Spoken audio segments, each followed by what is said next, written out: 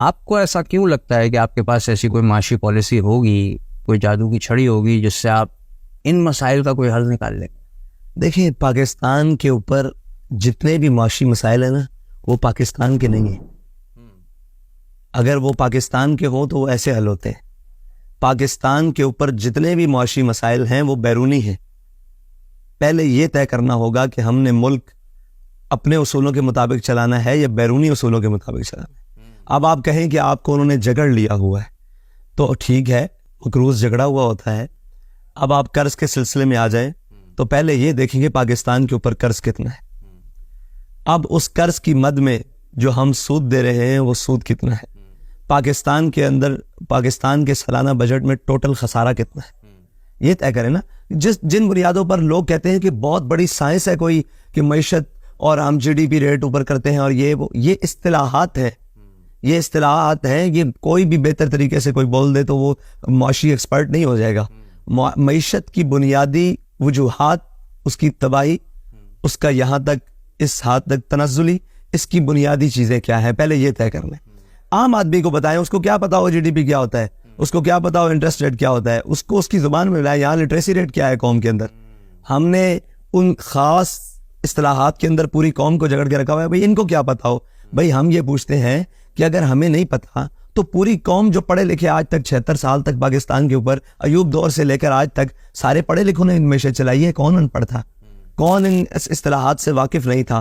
کون وہ آدمی تھے جو بیرون ممالک سے شوکن ترین اور یہ لوگ اور جناب اسد عمر اور یہ بڑے بڑے اور جناب اسحاق ڈار اور مفتاح اسماعیل, یہ وہ سارے وہ پڑھے لکھے نہیں تھے؟ ان سے معیشت کیوں نہیں سنبھالی گئی؟ مسئلہ یہ ہے کہ ہماری معیشت کا مسئلہ وہ چیزیں نہیں ہے جو قوم کے سامنے ہم گھما کر بتاتے ہیں. ہماری معیشت کا مسئلہ یہ ہے کہ ہم نے جن بنیادوں کے اوپر اپنی معیشت چلائی ہوئی ہے وہ بنیادوں کے اوپر ریاست, قوم اور وطن نہیں چلتے.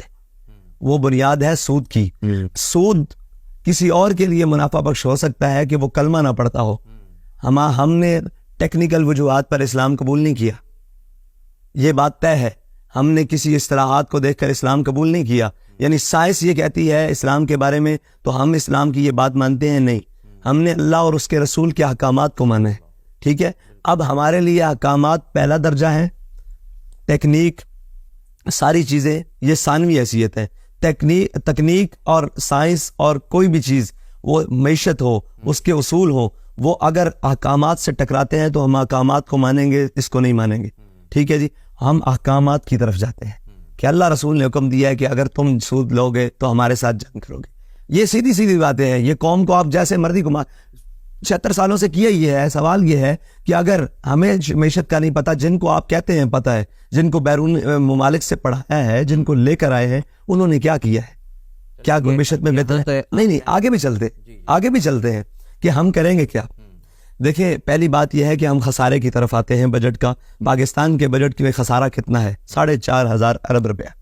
ٹھیک ہے جی, اس 4,500 ارب کے لیے پاکستان کے اندر جتنی اشرافیہ ہے, جتنی بڑی جناب لوگ ہیں جو دیواروں کے اندر رہتے ہیں, قوم کی بات نہیں کر رہا, قوم تو ملک کے اندر رہتے ہیں, کچھ لوگ ہیں جو دیواروں کے اندر رہتے ہیں, جنہوں نے ملک کے اندر ملک بنایا ہوا ہے, اور جن لوگوں نے, مراد اسٹیبلشمنٹ نہیں ہے, مراد وہ اشرافیہ بھی ہے, اس میں اسٹیبلشمنٹ بھی آتی ہے, اس میں بیوروکریسی بھی آتی ہے, اس میں وہ ساری چیزیں آتی ہیں, جنہوں نے اپنا ایک علیحدہ اسٹیٹس پوری قوم کے اندر بنایا ہوا ہے. مجھے یہ بتائیں کہ ایک طرف آبادی ہے 10 لاکھ کی اور ایک طرف آبادی ہے 2 لاکھ کی.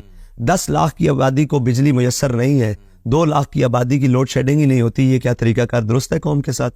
10 لاکھ کا ریونیو اکٹھا کر کے 2 لاکھ کی آبادی کے لیے پول, سڑکیں تعمیر, بجلی, گیس, نالا, سیوریج, سارا کچھ تعمیر ہوتا ہے, اور 10 لاکھ کو پوچھا بھی نہیں جاتا. یہ بنیادی اصول ہے بھائی, یہ کوئی سائنس نہیں ہے.